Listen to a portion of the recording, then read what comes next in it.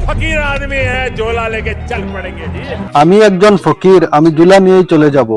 কিন্তু তোমরা কোথাও এমন ভিখারি দেখেছো যে নাকি 1,40,000 টাকার সানগ্লাস পরেন আর 120 কোটি টাকার মার্সিডিজে ঘুরে বেড়ান? তিনি নাকি বিখ্যাত টাকায় বিদেশে সফর করেছেন, আর তিনি যখন ডিজিটাল ক্যামেরা কিনেছেন তখন বাজারে ডিজিটাল ক্যামেরা রিলিজই হয় না। मैं बचपन में रेल के डिब्बे में चाय बेचता था। এই গল্পগুলো শুনলে অন্য জগতের মনে হয়। वो भगवान है हमारे, हम उनकी पूजा करते हैं। বন্ধুরা, আসল সত্য হলো তারা আমাদের ধর্মকেই বিকৃত করেছেন নিজেদের ঘৃণার রাজনীতি চাপিয়ে দিতে। হ্যালো বন্ধুরা, সাংবাদিক অনিল যাদব কানপুরে বিজেপির কর্মী মঙ্গল বাজপেয়ীর সঙ্গে কথা বলেছিলেন। মঙ্গল পেশায় একজন লোডার অপারেটর ছিলেন, গাড়িতে মাল লোডিং এর কাজ করতেন। क्या नाम बताएं? योगी साहब, मेरा मंगल वाजपेयी। मंगल वाजपेयी है। यहाँ लोडर का काम करवाते हैं। তিনি আবার বিজেপির এমএলএ মহেশ ত্রিবেদীর জন্য স্বেচ্ছাসেবক হিসাবে কাজ করেন। তিনি বিশ্বাস করেন এবার বিজেপি 400-র বেশি আসন পাবে। चुनाव में किसका माहौल है? बीजेपी जीतेंगे बीजेपी जीतेगी। 400 के ऊपर। কিন্তু সাক্ষাৎকারের প্রশ্ন যতই এগোয় মঙ্গল নিজের জীবনের কষ্টের কথা বলতে থাকেন। তিনি বলেন তার বাড়িতে বিদ্যুৎ নেই, এই সুয়েরেজ লাইনও। हमारे पास बिजली नहीं है घर में, हमारे पास लैट्रिन घर में नहीं है, हमारे पास सीवर व्यवस्था नहीं है। তিনি নাকি একাধিকবার বিজেপির এমএলএ মহেশ ত্রিবেদীকে বলেছিলেন हमने महेश त्रिवेदी से भी कई बार कहा कि 20 फुट पाइप पड़ना है, तो अगर पड़ जाए तो हमारे घर की सीवर व्यवस्था बन जाए। नहीं बन पाई। একটা 20 ফুটের পাইপ বসালেই আমাদের বাড়িতে সুয়েরেজ লাইনের সঙ্গে যুক্ত হয়ে যাবে, কিন্তু এখনই কিছু হয়নি। त्याग तपस्या की मूर्ति है कि कुछ नहीं मिला, लेकिन उसके बावजूद कोई शिकायत नहीं है और ना कोई उम्मीद है मिलने की। और ना उम्मीद है मिलने की। তবুও তিনি নিজেকে বিজেপির ভক্ত বলেন। लेकिन ये तो कहा जाता है ना कि भूखे पेट ना होए भजन को। এ কথায় মঙ্গল বাজপেয়ীর উত্তর, ভুল। মানুষ চাইলেই বালু খেয়েই পেট ভরতে পারে, মাটি খেয়েই নিতে পারে। सब हो जाता है अगर संत चाह लेगा। हाँ। अगर संत चाह लेगा तो सब हो जाता है। बालू खा के पेट भर लेता है। তার কোনো অভিযোগ নেই। তিনি প্রধানমন্ত্রী নরেন্দ্র মোদীকে ভগবান মনে করেন, তাকে পূজা করেন। কিভাবে মানুষ রাজনীতিবিদের প্রতি এত অন্ধ হতে পারে? আর উনি একা নন, আমি আগের ভিডিওতেই এমন উদাহরণ দেখিয়েছি। শুনেন একজন মিডিয়াকে একজন মহিলা কি বলেছিলেন। बीजेपी के टिकट पर तो कुत्ता भी खड़ा हो जाए हम जिता देंगे। ये सच है, अगर कुत्ता भी आएगा उसको भी जिताएंगे। ये तो फिर अंधविश्वास है। नहीं, भक्त हैं, अंधविश्वास नहीं है, हम भक्त हैं। नहीं, महंगाई मेरे हिसाब से कोई ज्यादा नहीं हुई। अब मैं 10 साल से बनियान नहीं पहन रहा, ये देखो आप। वो भगवान है हमारे, हम उनकी पूजा करते हैं। এসব সম্ভব হয়েছে আবেগের শোষণ আর ব্রেন ওয়াশিং এর কারণে। বড় পরিসরে এই দেশের মানুষকে ব্রেন ওয়াশ করা হয়েছে। যারা মানুষকে ব্রেন ওয়াশ করে তাদের 4টা আলাদা দফতর আছে। প্রথম দফতর মানুষকে গর্ব আর অহংকারে ভরিয়ে দেওয়া।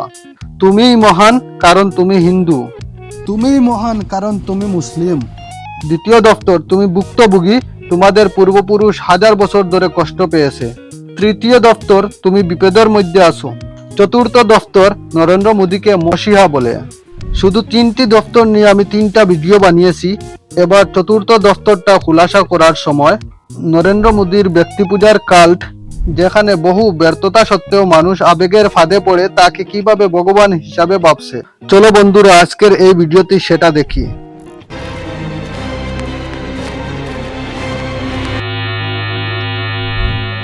জুন 2013-তে লেখক নীলাঞ্জন মুখোপাধ্যায় নরেন্দ্র মোদীর উপর একটা বই লিখেছেন। এটা ছিল একটা জীবনী।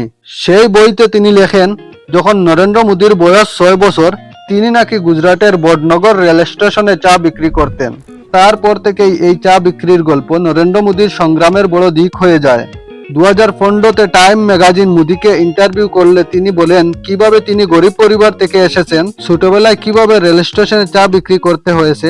তার হুবহু লাইন ছিল, আমি খুব গরিব পরিবারে জন্মেছি, আমার ছোটবেলা কেটেছে দরিদ্রের মধ্যে, দরিদ্রই একভাবে আমার জীবনের প্রথম প্রেরণা ছিল। কিন্তু সত্যিটা কতটা, অনেকেই প্রশ্ন তুলেছেন। নরেন্দ্র মোদীর ছোটবেলার ছবি দেখুন। তিনি জন্মেছেন 1950 সালে। তখন কোনো গরিব পরিবারে জন্মানো ছেলের এমন জামা কাপড় থাকতো? ভাবুন তো। ছোটবেলার ছবিতে তিনি স্যুট পরে আছেন। কত মানুষ 2000 সালে মধ্যবিত্ত পরিবারে জন্মেছেন, কিন্তু তাদের ছোটবেলায় কোনো ছবিতে আপনি স্যুট দেখতে পাবেন না। আর শুধু গরিব নয়, নরেন্দ্র মোদী বলেন তিনি নাকি খুবই গরিব পরিবার থেকে এসেছেন। ইন্ডিয়া টুডে প্রধানমন্ত্রী নরেন্দ্র মোদী এর গড়ের একটা ফটো পাবলিশ করেছে। এই ফটোটি দেখুন। যদিও সেটি বহুত বড় গড় ছিল না, কিন্তু 1950-এর দশকে এমন বাড়ি কি একেবারে গরিব মানুষের বাড়ির মতো লাগে? নরেন্দ্র মোদীর 4 ভাই আর এক বোন আছে। 2 বছর পর নরেন্দ্র মোদীর ছোট ভাই প্রহ্লাদ মোদী বলেন, আমরা 5 ভাইয়ের মধ্যে যে যার পালা মতো বাবাকে সাহায্য করতাম। আমাদের বাবা সারা জীবন চা বিক্রি করেছেন, তিনি আমাদের বড় করেছেন। তাই নরেন্দ্র মোদীকে চাওয়ালার ছেলে বলা উচিত, চাওয়ালা বলা উচিত নয়। এটা রিপোর্টারের ভুল। भाइयों ने चाय बेची है, मेरे पिता ने पूरी जिंदगी चाय बेची, पूरी जिंदगी। इसीलिए कहा जाए तो चाय बेचने वाले का बेटा कहना चाहिए, चाय बेचने वाला नहीं कहना चाहिए। ये पत्रकारों की गलती है। 2014-তে কংগ্রেস নেতা আহমেদ প্যাটেল বলেছিলেন নরেন্দ্র মোদী কোনো চাওয়ালা ছিল না, তিনি ছিলেন ক্যান্টিন কন্ট্রাক্টর। আপনি কংগ্রেসকে বিশ্বাস করবেন কিনা সেটা আলাদা, কিন্তু 2021-এ বিজেপি অনিচ্ছাকৃত এই ক্যান্টিনের দাবিটা মেনে নেয়। রেলমন্ত্রী অশ্বিনী বৈষ্ণব রেলওয়ে অফিসারদের বলেন বটনগর রেল স্টেশনের একটা ক্যান্টিন সংস্কার করতে। ইন্ডিয়া টুডের এই আর্টিকেলে স্পষ্ট লেখা আছে, নিচে স্ক্রল করলে একটা ছবি আসে যেটি স্টল বা ক্যান্টিনের। ওটাই ছিল নরেন্দ্র মোদীর বাবার দোকান। এখন CNN এর একটা আর্টিকেল দেখুন। নীলাঞ্জন মুখোপাধ্যায় পরিষ্কার বলেছেন মোদীর দারিদ্র্যের গল্পটা ভয়ানক বাড়িয়ে বলা হয়েছে, এটা অতিরঞ্জন। শুধু তাই নয়, আরেক আর্টিকেলে নীলাঞ্জন বলেন নরেন্দ্র মোদীর বাবার এত টাকা ছিল যে তিনি মোদী আর তার ভাইদের স্কুলে পাঠিয়েছেন। স্কুলে গেলে তো ফুল টাইম কোথাও কাজ করা যায় না, স্কুল থেকে ফেরার পর মাঝে মাঝে বাবাকে সাহায্য করতেন। তাহলে মনে একটা প্রশ্ন উঠে, এমন গল্প এত বাড়িয়ে বলা হয় কেন? নীলাঞ্জন বলেন এটা হয় যেন ভারতীয়দের কাছে একটা ধারণা বিক্রি করা যায়। मित्रों, मैं बचपन में रेल के डिब्बे में चाय बेचता था और आज आपके सामने खड़ा हूं। যে কেউ যদি যুক্তি দিয়ে ভাবে দেখবে যে আসলে তাতে কিছু আসে যায় না। একজন ভালো নেতা গরিব পরিবার থেকে আসতেই পারেন, ধনী পরিবার থেকেই আসতে পারেন। ঠিক তেমনি একজন খারাপ নেতা বা এক নায়ক ধনী পরিবার থেকেও আসতে পারেন, গরিব পরিবার থেকেও। উদাহরণ হিসাবে কম্বোডিয়ার এক নায়ক পল পট ধনী পরিবার থেকেই এসেছিলেন, কিন্তু ইতালির এক নায়ক বেনুদা মুসোলিনি গরিব পরিবারে জন্মেছিলেন। তার বাবা ছিলেন লোহার কারিগর। তিনি গর্বের সঙ্গে বলতেন কিভাবে তিনি সাধারণ মানুষের মধ্য থেকে উঠে এসেছেন। রাশিয়ার এক নায়ক জোসেফ স্ট্যালিনের বাবা ছিলেন জুতো বানানোর কারিগর আর তার মা ছিলেন ধূপা। বিশ্বের সবচেয়ে কুখ্যাত এক নায়ক এইচ গরিব পরিবারে জন্মেছিলেন, কিন্তু গরিব পরিবারে জন্মানো মানেই যে তিনি গরিব মানুষের জন্য কাজ করবেন তা নয়, বরং এইচ নিজের ক্ষমতা থেকে তার পুঁজিপতি বন্ধুদের কোটি কোটি লাভ করিয়েছিলেন। আইজি ফারবেন, ডয়েচ ব্যাংক, BMW কয়েকটা গাড়ি কোম্পানি যেগুলো তোমরা চেনো, যেমন পুরসে, মার্সিডিজ বেঞ্জ, ফক্স ওয়াগনার, সবাই এইচ কে অর্থ দিয়ে সমর্থন করেছিল। 2016 সালে BMW এক সমর্থনের জন্য ক্ষমা চেয়েছিলেন। এই আর্টিকেলটা দেখুন। তারা আফসোস প্রকাশ করেছে যে এক সময় তারা এইচ কে সমর্থন করেছিল। ভারতে আমরা সম্প্রতি ইলেকট্রল বন্ড কেলেঙ্কারি দেখেছি। এটা একটা আলাদা কেলেঙ্কারি নয়, বরং কেলেঙ্কারি এক জটিল জাল। অনেক কোম্পানি এতে লাভ করেছে, কিন্তু সাধারণ মানুষ ক্ষতিগ্রস্ত হয়েছে। গত 10 বছরে নরেন্দ্র মোদীর বন্ধু যেমন গৌতম আদানি অকল্পনীয় রকম ধনী হয়ে গেছে, আর আমাদের দেশের 800 মিলিয়ন গরিব মানুষ 5 কেজি ফ্রি রেশনের উপর নির্ভর করতে বাধ্য হয়েছে। বেকারত্ব আর মুদ্রাস্ফীতি এই অবস্থায় এখন নরেন্দ্র মোদী নিজেকে গরিব পরিবার থেকে আসা মানুষ হিসাবে উপস্থাপন করে রাহুল গান্ধীকে রাজকুমার বলে প্রজেক্ট করেছেন। তিনি বলেছেন রাহুল গান্ধী এলিট আর তিনি গরিবের বন্ধু। তিনি বলেন রাহুল গান্ধী নাকি এখন গরিব মানুষের নিয়ে ভাবছেন আর মোদী নাকি শুধু আম্বানি আদানির কথা ভাবেন। अदानी को बिना मजदूरी बिना कुछ लाखों करोड़ रुपए देते हैं तो कहते देखो देखो देखो विकास हो रहा है। हमने मनरेगा किया, मजदूरी के लिए पैसा दे रहे हैं और कहते हैं गरीबों की आदत बिगाड़ रहे हैं। मैं आपका हूँ, वो उनके हैं। রাহুল গান্ধী দাবি করেন নরেন্দ্র মোদী যেটা আদানিকে দিয়েছেন তিনি সেই একই টাকা ভারতের গরিবদের দেবেন। मैं देश को फिर से दोहरा के कह रहा हूँ, जितना पैसा नरेंद्र मोदी जी ने इनको दिया है ना, उतना ही पैसा हम हिंदुस्तान के गरीब लोगों को देने जा रहे हैं। महालक्ष्मी योजना, पहली नौकरी पक्की योजना, इन योजनाओं के माध्यम से करोड़ों लाखपति बनाए। इन्होंने 22 अरबपति बनाए, हम करोड़ों लाखपति। এখনো পর্যন্ত নরেন্দ্র মোদী এর কোনো জবাব দিতে পারেননি, বরং তিনি বলতে শুরু করেন আসলে আম্বানি আদানি কংগ্রেসের সঙ্গে মিলে গেছে।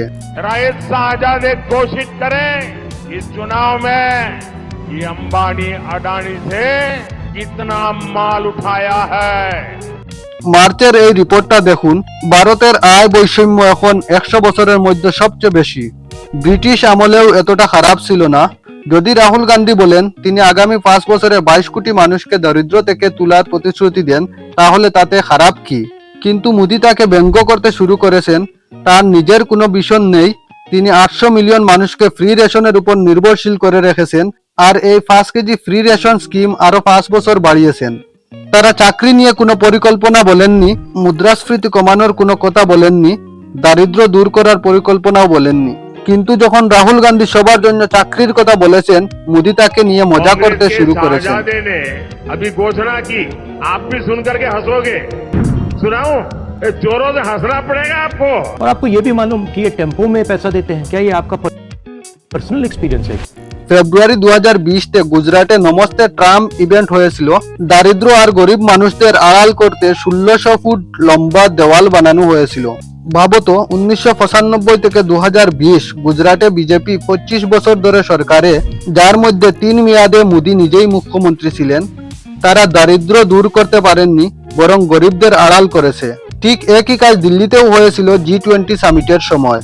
কিছু বস্তিকে সবুজ পর্দা দিয়ে ঢেকে দেওয়া হয়েছিল, সেখানে থাকা গরিব মানুষদের চলাচল সীমিত করে দেওয়া হয়েছিল। इसी के तहत ये पूरी दुकानें यहाँ से ढक दी गई हैं। जो थोड़ा झुग्गी टाइप घर थे उनको भी ढक दिया गया है यहाँ पर। ভাবতো এটা কতটা অমানবিক, যেন কেউ তোমাকে বলেছে তুমি একটা দাগ। যখন ধনী বিদেশি অতিথিরা আসছে তখন তোমাকে আড়াল করে রাখা হচ্ছে। তাহলে তোমার মনে কিভাবে লাগবে? কমেন্ট বক্সে বলেন। আর ভিডিও ভালো লাগলে লাইক করে তোমার বন্ধুদের সাথে শেয়ার করতে ভুলবেন না। আর এসব ভিডিও পেতে আমার পেজটি ফলো এবং সাবস্ক্রাইব করুন। আজকের ভিডিওতে এতটুকুই। ধন্যবাদ।